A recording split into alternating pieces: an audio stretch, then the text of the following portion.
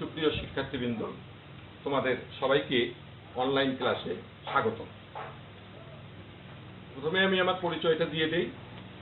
আমি বিপ্লব কুমার সরকার, সিনিয়র সহকারী শিক্ষক কম্পিউটার, হলদিবাড়ি উচ্চ বিদ্যালয়, কাউনিয়া, রংপুর। আজ তোমাদের সাথে নবম এবং দশম শ্রেণী বাংলা প্রথম পত্র কবিতা নিয়ে আলোচনা করব। এসো আমরা প্রথমেই কিছু ছবি দেখে নিই।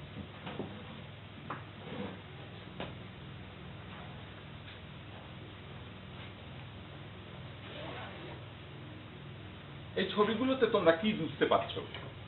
প্রথম ছবিতে দেখো একটি ট্যাঙ্ক পরিচালনা করছে। দ্বিতীয় ছবিতে দেখো বন্দুক দিয়ে গুলি করার একটি চিত্র। তৃতীয় ছবিতে দেখো বন্দুক লাঠি সেটা নিয়ে বাঙালি ছুটছে।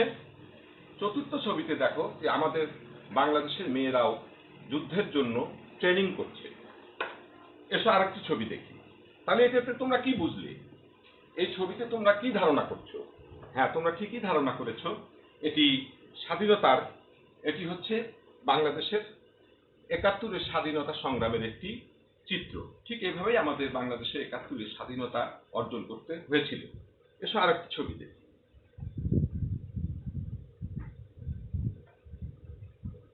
এই ছবিগুলিতে কি দেখতে পাচ্ছ?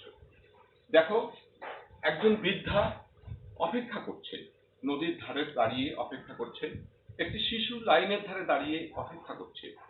একজন বৃদ্ধ সে আকাশের দিকে দৃষ্টি করে অপেক্ষা করছে। কিসের অপেক্ষা করছে? এরা সবাই কিসের অপেক্ষা করছে? আমরা সাধারণত আমাদের না পাওয়া জিনিসগুলোর জন্য অপেক্ষা করে থাকি। হ্যাঁ, সবাই অধীর আগ্রহে অপেক্ষা করছে। দেখি কিসের অপেক্ষা করছে? স্বাধীনতার অপেক্ষা করছে। আজকের পাঠ আমাদের তোমাকে পাওয়ার জন্য হে স্বাধীনতা, লিখেছেন শামসুর রহমান, কবি শামসুর রহমান। এসো আমরা এখন দেখি এই পাঠে আমরা কি পাব। কবি শামসুর রহমানের পরিচয় বলতে পারবো, নতুন শব্দের অর্থ বলে বাক্য রচনা করতে পারবো, তোমাকে পাওয়ার জন্য যে স্বাধীনতা কবিতাংশ আদর্শরূপে পাঠ করতে পারবো, পাকিস্তানি হানাদার বাহিনীর বর্বরতা ব্যাখ্যা করতে পারবো। আমরা জানি পাকিস্তানের সাথে আমাদেরকে যুদ্ধ করতে হয়েছিল আমাদের এই স্বাধীনতার জন্য, এই বাংলাদেশের জন্য, এই বাংলার জন্য। তাদের যে বর্বরতা ব্যবহার ছিল সেই বর্বরতায় আমরা ব্যাখ্যা করতে পারবো।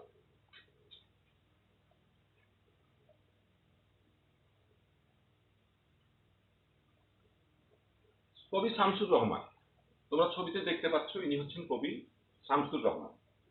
আমরা এনার সম্পর্কে জানবো, এনার জন্ম, পিতামাতা, শিক্ষা জীবন, পেশা, উল্লেখযোগ্য লেখা, পুরস্কার ও জীবনী। এসো জানি।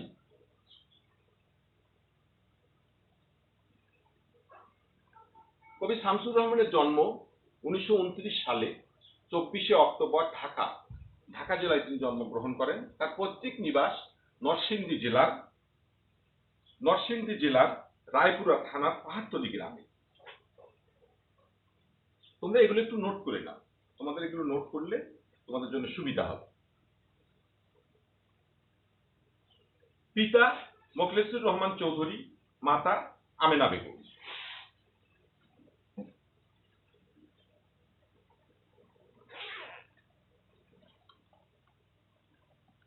শিক্ষা জীবন, তিনি 1945 সালে ঢাকায় প্রগত স্কুল থেকে ম্যাট্রিক, 1947 সালে ঢাকা কলেজের থেকে ইন্টারমিডিয়েট এবং ঢাকা বিশ্ববিদ্যালয় থেকে স্নাতক ডিগ্রি লাভ করে।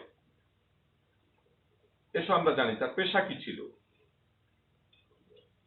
পেশা ছিল সাংবাদিকতা, তবে একনিষ্ঠভাবে কাব্য সাধনায় নিয়োজিত ছিলেন। তিনি সাংবাদিকতা পেশায় থাকলেও তিনি কাব্য রচনায় একনিষ্ঠভাবে নিয়োজিত ছিলেন। উল্লেখযোগ্য সৃষ্টির মধ্যে হচ্ছে প্রথম গান, দ্বিতীয় মৃত্যুর আগে, রৌদ্র করটিতে, বিধ্বস্ত নীলিমা, নিরালোকে দিব্যরথ, বন্ধি শিবির থেকে, বাংলাদেশ স্বপ্ন দেখে ইত্যাদি। আরো অনেক লেখা আছে, তা তোমরা পাঠ্যপুস্তকের মধ্যেও পাবে এবং অন্যখান থেকে তোমরা সংগ্রহ করতে পারবে। পুরস্কার ও সম্মাননা,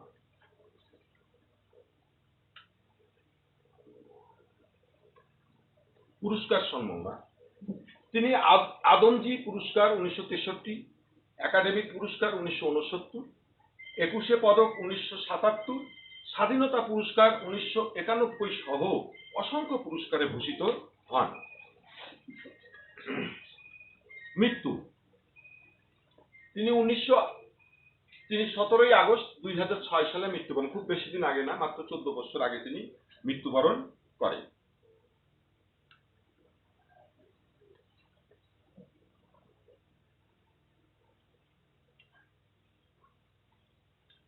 আদর্শ পাঠ, সরব পাঠ। আমরা যেহেতু অনলাইনে ক্লাসটি নিচ্ছি, তোমরা আমাদের সামনে নেই, তাই আমরা এই আদর্শ পাঠটি এবং সরব পাঠটি হাইডে রাখতে চাচ্ছি।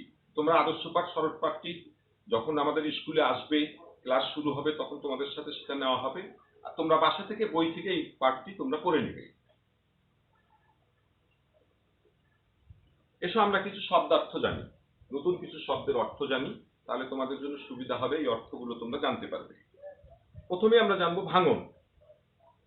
ভাঙন কি রকম হয়? আমরা জানি যে নদী ভাঙে, বিভিন্ন রকম ঘর বাড়ি ভেঙে যায়, ঠিক এরকম চিত্রটি হবে এরকম। ভাঙন এরকম, আমরা একটা নদী ভাঙনের ছবি দিয়েছি তোমাদেরকে। শব্দের অর্থটি হচ্ছে ধসা বা ভেঙে পড়া, ধসে যাওয়া বা ভেঙে পড়া। দ্বিতীয়তে আসি উজাড়।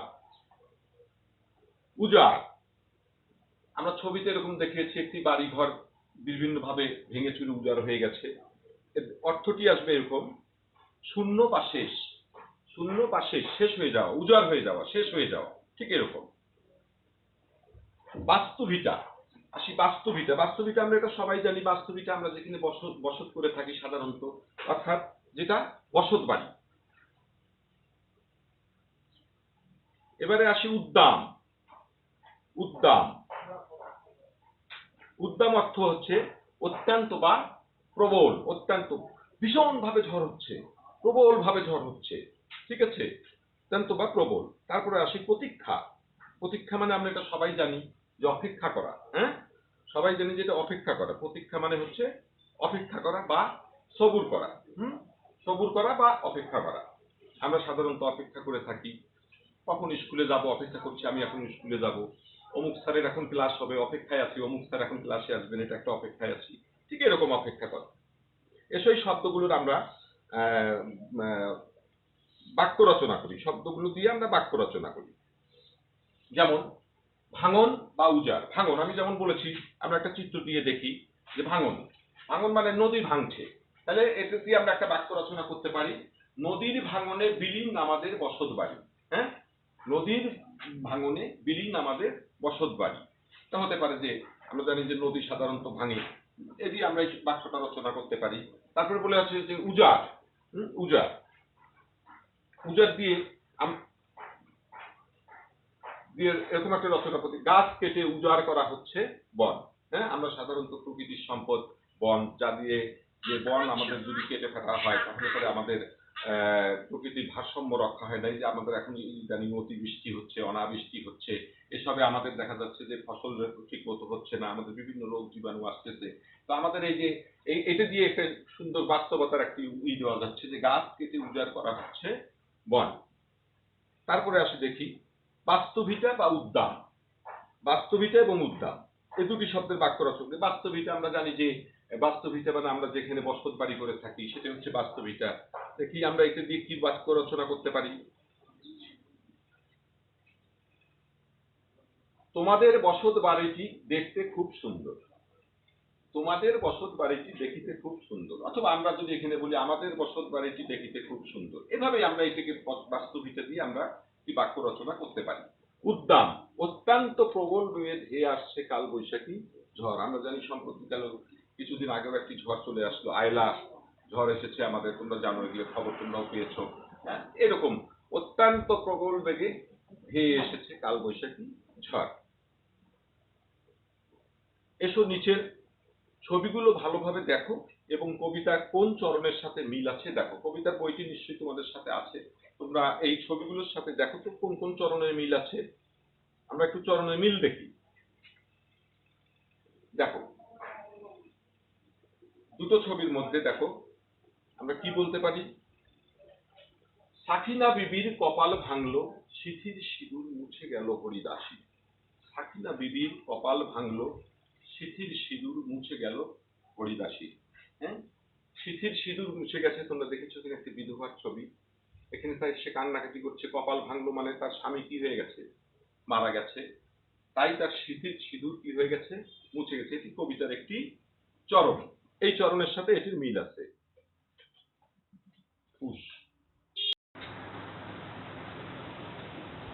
নিচের ছবিগুলো ভালোভাবে দেখো এবং কবিতার কোন চরণটির সাথে মিল আছে বলো।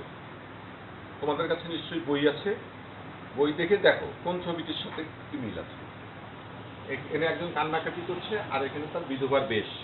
এখন বলো কোন কোন চরণের সাথে কবিতার মিল আছে? হ্যাঁ, ঠিক এই চরণের সাথে মিল আছে। সাকিনা বিবির কপাল ভাঙলো, সিথির সিঁদুর মুছে গেল হরিদাসী। সাকিনা বিবি বিধবা হয়েছে, সিথির সিঁদুর মুছে যাচ্ছে হরিদাসী। সিথির সিঁদুর মুছে যায় কখন? যখন হিন্দুদের যখন স্বামী মারা যায়, কোনো মহিলার যদি স্বামী মারা যায় তাহলে তার সিথির সিঁদুর কি হয়ে যায়, মুছে যায়। এই জন্য বলছে সিথির সিঁদুর মুছে গেল হরিদাসী, সাকিনা বিবির কপাল ভাঙলো। এসব কিছু একক কাজ করি। বলছে কবি শামসুর রহমান কত সালে 21শে পদক পান। তারপরে বলেছে তোমাকে পাওয়ার জন্য হে স্বাধীনতা কোন কাব্যগ্রন্থের অন্তর্গত? 3, কার সিথির সিঁদুর মুছে গেল? কার সিথির সিঁদুর মুছে গেল? বাস্তবিতা, উজাড়, উদ্দাম শব্দগুলো দিয়ে বাক্য তৈরি করো। তোমরা নিশ্চয়ই এখন এগুলো পাবে। কবি শামসুর রহমান, আমরা যখন কবিতা পড়িয়েছি তখন কবির পরিচিতি দিয়েছি, তখন শামসুর রহমানের 21শে পদক কত সালে পেয়েছিল সেটি বলেছি। তোমাকে পাওয়ার জন্য হে স্বাধীনতা কোন কাব্যগ্রন্থের অন্তর্গত? তোমরা এটা আমরা আমাদের কাছে আলোচনায় এসেছে। কার সিথির সিঁদুর মুছে গেল আমরা আলোচনা করেছি। বাস্তবিতা, উজাড়, উদ্যম শব্দগুলো দিয়ে আমরা ইতিপূর্বেই বাক্য রচনা করেছি। দেখো তো উত্তরগুলোর সাথে ঠিক আছে কিনা। কবি শামসুর রহমান 1977 সালে 21 পদক পান। বন্দি শিবির থেকে কাব্যগ্রন্থের অন্তর্গত। বন্দি শিবির থেকে, কবি শামসুর রহমানের বন্দি শিবির থেকে কাব্যগ্রন্থের অন্তর্গত। হরিদাসীর সিথির সিঁদুর মুছে গেল, বসত বাড়ি। আরেকটি ছবি দেখি। নিচের ছবিগুলো ভালোভাবে দেখো এবং কোন চরণের সাথে মিল আছে। একজন বৃদ্ধ কি করছে? অপেক্ষা করছে। দেখি আমরা কবিতার কোন চরণের সাথে মিল আছে। স্বাধীনতা তোমার জন্য থুবড়ে আগে বুড়ো, উদাস দাওয়ায় বসে আছেন, তার চোখের নিচে অপরাহ্নের দুর্বল আলোর ঝিলি, বাতাসে নড়ছে চুল। এই কবিতার মিল আছে।